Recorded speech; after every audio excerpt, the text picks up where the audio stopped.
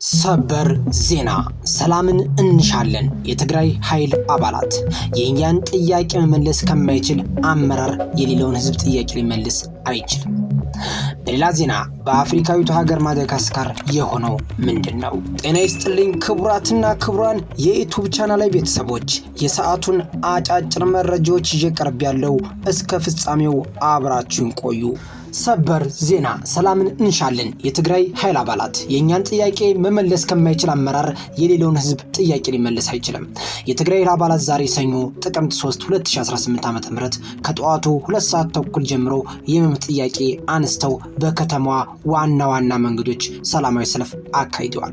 ሰልፈኞቹ ቁጣን ባዘለ ድምጽ የደሞዝና የጥቅማ ጥቅም ጥያቄዎች ይመለስ፣ የሰራዊት ጥያቄ የማይመለስ አመራር የሌለውን ህዝብ ጥያቄ መመለስ አይችልም፣ የሰራዊት ድምጽ ይሰማ፣ ሰላምን እንሻለን፣ ክብር ለሰራዊትና ለተሰዉ ቤተሰብ አባላት የሚሉ ሌሎች መፈክሮችን አሰምተዋል።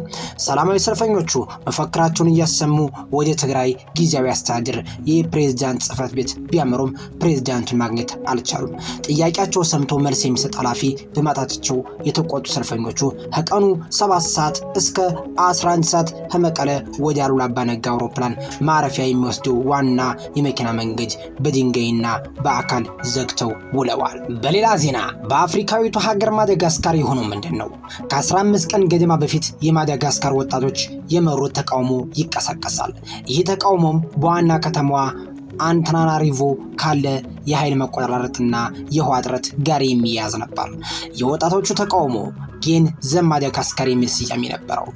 በኋላ የወጣቶቹ ተቃውሞ ቁጣ የታከለበትና መልካም አስተዳደር እንዲሰፍን፣ ተጠያቂነት እንዲረጋገጥ፣ ሙስና እንዲያበቃ፣ የዜጎች ሕይወት እንዲሻሻል ወደ መጠየቅ ተሸጋገረ።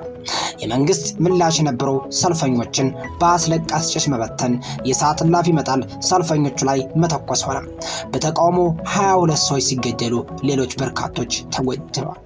የአገሪቱ ፕሬዝዳንት መንግስታቸውን በትነው ወታደራዊ ጠቅላይ ሚኒስትር ሹመው ጄኔራል ሩፊን የሚባሉ ግን አለመረጋጋቱ ሊቆም አልቻለም። አንድ የማዳጋስካር የጦር ክንፍ ተቃዋሚዎችን ተቀላቀለ። ከፕሬዝዳንቱ ትዕዛዝ ማቀበል አቆመ። ይህም ኃይል ወደ ተቃዋሚዎች ምንም እንዳይተኮስ አዘዘ። ፕሬዝዳንቱም ሁኔታውን የመፈንቅለ መንግስት ሙከራ እንደሆነ ገለጹ።